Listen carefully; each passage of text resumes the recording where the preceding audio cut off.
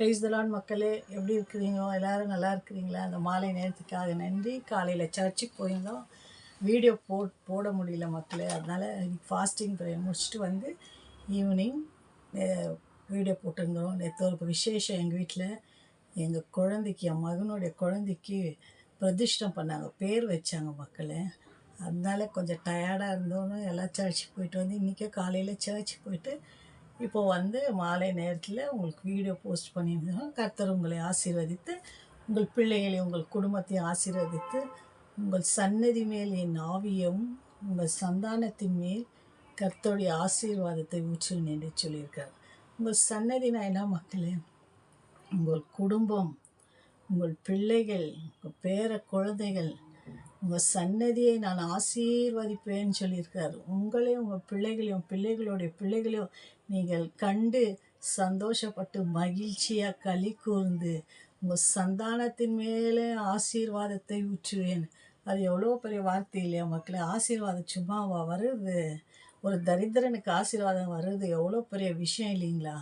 அது சும்மா வர்றதில்ல மக்களே. ஆண்டவரை தேடும்போது அந்த ஆசீர்வாதம் உங்கள் தலையின் மேல், உங்கள் சந்தானத்தின் மேல், உங்கள் சன்னதி மேல், உங்கள் மேல், உங்கள் பிள்ளைகள் மேல், உங்கள் குடும்பத்தின் மேல், உங்கள் சொந்த பந்தங்கள் மேல், உங்கள் சகோதர சகோதரிகள் மேல், உங்கள் குடும்ப மக்களை எல்லோரும் மேலும் ஆண்டவரை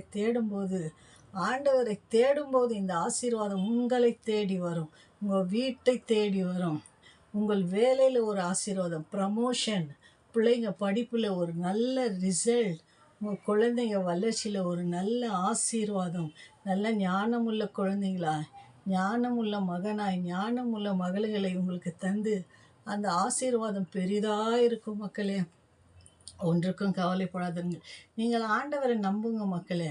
ஆண்டவரை நம்பி பாருங்கள். ஆண்டவர் மேற்கு உங்கள் பாரத்தை வைத்து விட்டால் அவர் உங்களை எல்லாம் பாதுகாத்து கொள்வார். இயேசுவை தேடணும். ஆனால் இயேசுவை தேடணும். யார் அந்த இயேசு? அவர் தான் இதில் இருக்கிற சத்தியம். இயேசுவை நேரில் பார்க்க முடியாது மக்களே, வார்த்தையில் பார்க்க முடியும், அவருடைய வல்லமையில் பார்க்க முடியும். எத்தனையோ பேர் பில்லி சூனிய கட்டுகள், மந்திரத்தின் ஆவிகளில் அடிமைத்தனமாக இருக்கிறார்கள் மக்களே. கொஞ்சம் வசதி வந்தால் மந்திரம் பண்ணி விட்டுறாங்க. கொஞ்சம் நல்லா வாழ்ந்தால் நல்லா வாழ்ந்தவங்களை கெடுக்கிற ஜனங்க இருக்கிறாங்க இந்த காலத்தில். அவங்களுக்கெல்லாம் பாவம் தெரியுற மக்களே. எங்கே போனால் அவங்களுக்கு விடுதலை, யாருக்கிட்ட போனால் விடுதலைன்னா முடங்கி கெடுக்கிறாங்க எவ்வளோ ஜனங்களை இந்த கண்கள் பார்த்து இருக்கிறது மக்களே. ஆண்டவரை தேடும்போது விடுதலை கண்டிப்பாக உண்டு. ஆண்டவரை தேடும்போது நிச்சயமாய் விடுதலை உண்டு மக்களே. நீங்கள் ஆண்டவரை தேடுங்கள் மக்களே. எல்லா மந்திர கட்டிலிருந்தும், பில்லி சூன்யத்திலிருந்தும், பலவீனத்திலிருந்தும், எல்லா தரித்திரத்திலிருந்தும், எல்லா சோர்விலிருந்தும் உங்களுக்கு ஒரு விடுதலை தருவார். எப்படி தருவார்? இந்த வார்த்தையை அனுப்பி, அவருடைய சத்திய வார்த்தையை அனுப்பி, அவர் ஜீவனுள்ள வார்த்தை. ஒவ்வொரு வார்த்தையிலும் ஜீவன் இருக்குது மக்களே. இந்த வேதம் சும்மா இல்லை. இந்த வேதத்தில் பல கோடி ரகசியங்களை வைத்து விட்டு போய்கிறார். அதுக்காகத்தான் கல்வாரி சிலுவையில் மரித்து 3ஆம் நாள் உயிரோடு எழுந்து பரலோகத்துக்கு போயிருக்கிறார். மறுபடியும் வருவார் வந்து நம்மளை நியாயம் விசாரிக்க போகிறார். நியாயம் விசாரிக்கிற ஒரே ஒரு தேவன் நம் ஆண்டவராகிய இயேசு கிறிஸ்து மக்களே. மனம் திரும்பிடுங்க, இயேசுவை ஏற்றுக்கொள்ளுங்க. எல்லாரும் சொல்லுவாங்க, இயேசுக்கிட்ட ஏன் போகிறேன்? பணக்காரனுக்கு இயேசு வேணாம் மக்களே. நம்ம ஏழைக்கு இயேசு வேணும். ஏன்னா அவர் பணக்காரனுக்காக இறங்கி வரல, தரிதருக்காக இறங்கி வந்தார். அவர் ஏன் மாட்டு தொழுவத்தில் பொறுக்கணும் மக்களே? அவருக்கு என்ன ஒன்றும் இல்லையா? அவர் உலகத்தை படைத்த கடவுள் இல்லையா? அவர் ஏன் பெரிய ஐஸ்வர்யமான ஒரு பெரிய மாளிகையில், தங்க மாளிகையில் பொறுக்கலாம் இல்லை? ஏன் அவர் ஒரு ஏழ்மை கோலம் எடுத்து மாட்டு தொழுவத்தில், நீங்களாம் பார்த்துருக்குங்க, கிறிஸ்மஸ் டைமில் மாட்டு கொட்டாயில் தான் அவரை வச்சுருக்குவாங்க. அங்கே ஏன் பொறுக்கணும்? ஏழைக்காக இறங்கி வந்த ஒரே ஒரு தெய்வன் நம்ம ஆண்டவராகிய இயேசு கிறிஸ்து மக்களே. காசு இல்லை, பணம் இல்லை, ஒன்றும் இல்லைன்னு நினைக்கிறீங்களா? இல்லை, கர்த்தரை தேடுங்க. கர்த்தரை தேடும்போது உங்களுக்கு ஒரு ஆசீர்வாதத்தை கட்டளையிட்டு இருக்கிறார். உங்கள் ஆசீர்வாதம் உங்கள் கதவை தட்டும். ஆசீர்வாதம் உங்கள் உள்ளத்தை தொடும். நீங்கள் உணர்வீங்க, எனக்கு எப்படி வந்தது, இதெல்லாம் எப்படி வந்ததுன்னு. உங்களுக்கு ஒரு கனவாக இருக்கும். நான் இவ்வளோ தரித்திரனாக இருந்தேனே, இவ்வளோ கடன்காரனாக இருந்தேனே, இவ்வளோ கண்ணீர் வடிச்சேனே, எனக்கு யார் உதவுனாங்க? இயேசு. அவர்தான் இயேசு. அந்த இயேசுவை நம்பும்போது உங்களை ஒரு போதும் கைவிட மாட்டார் மக்களே. இயேசுவை நம்புங்க, இயேசுவை நம்புங்க, இயேசுவை தான் நம்பி பாருங்களேன். இவங்க ஏன்னா டெய்லி வந்து இயேசுவை நம்பு, இயேசுவை நம்பு, அவரை நம்பின தொடுத்தான் மக்களே இங்கே நிற்கிறேன் நான். அவரை நம்பின தொடுத்தான் நான் இங்கேயே நிற்கிறேன். இல்லைன்னா எங்கேயோ எங்கேயோ இருந்திருக்கும். அவரை நம்பி இந்த வேதத்தை சுமந்தோம். எங்களுக்கும் தெரியாத அவ்வளோ விஷயங்கள்லாம் ஆண்டவரை பற்றி. போக போக போக போக போக இந்த வேதத்தை ஆராய ஆராய ஆராய ஆராய எல்லாம் புதுசாக இருக்குது மக்களே. இதில் தினந்தோறும் வாசிக்கிறோம், ஆனாலும் புதுசாக தான் இருக்குது.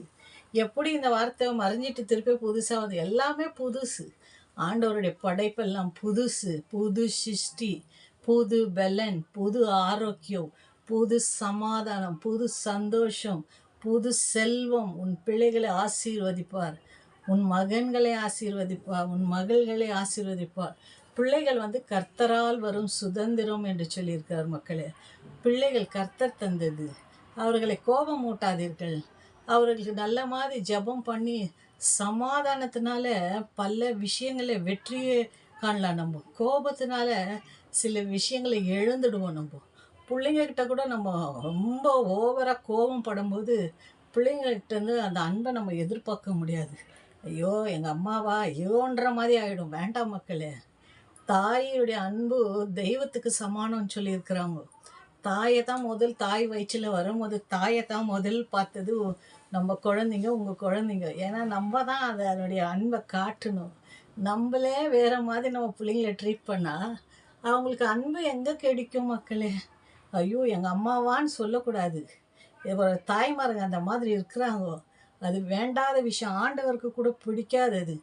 வார்த்தையை வச்சு பிள்ளைங்களுக்கு தலைமையில கை வச்சு காலையில் தூங்கின்னு இருக்கும்போது உங்கள் சத்திய வேதத்தை எடுத்து சத்தியத்தை ஒரு 2 வரி படித்து உங்கள் குழந்தைங்க தலைமையில கை வச்சு, ஆண்டவரே என் பிள்ளைங்களுக்கு ஞானம் தாப்பா, படிக்கிற ஞானத்தை தாங்க, பெலனை தாங்க, கர்த்தருடைய பெலனை கேளுங்க, கர்த்தருடைய அறிவை தாங்க, கர்த்தருடைய ஆலோசனையை தாங்க, கர்த்தருடைய உணர்வை தாங்கன்னு கேட்டு ஜெபிச்சு நீங்கள் வளர்த்தீங்கன்னா அந்த வளர்ப்பு இருக்குது மகா பெரியது மக்களே. அது மகா பெரியது, மகா சௌந்தரியம் உள்ளது.